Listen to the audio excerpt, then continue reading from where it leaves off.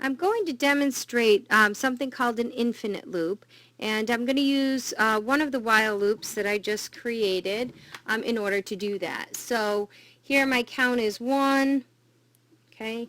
I'm just going to output while loop, and then here if the count's less than or equal to 5, it'll see out loop, right? It'll increment the counter. So we've seen how this works. Let me just run the program. And it displays loop 1, 2, 3, 4, 5. Now, one of the most common mistakes that beginning programmers make is creating what's called an infinite loop. Now, the curly braces that you see right here are optional in while loops. So if you don't put them in, the next one statement is the body of the while loop, meaning it's almost like doing this.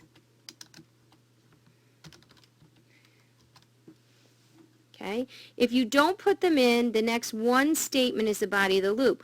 Well, what happens here is the count is 1, that's less than or equal to 5. It'll output, it's still 1. It'll output, it's still 1, etc., etc.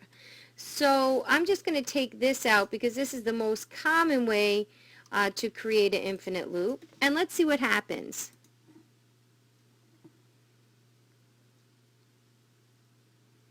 Okay? Now, it's really infinitely displaying loop 1, right? You just can't see that it's doing it so fast. All right, that's an infinite loop. So we can fix this infinite loop by putting our curly braces back in. If you get a bunch of things flying out to the screen, you probably have an infinite loop. Another cause of infinite loops is by accidentally putting a semicolon here.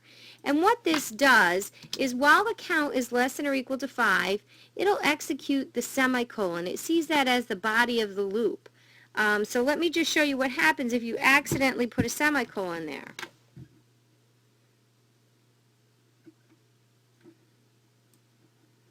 Now this is also an infinite loop, but the infinite loop, it's just infinitely executing semicolons. So you can see the cursor's just flashing here. It never gets to the cout statement. So if you see something like that with a cursor flashing, you might also have an infinite loop. When you're working with loops, you have to be very careful of the syntax. You'll almost always have the curly braces. I would recommend putting it in just in case.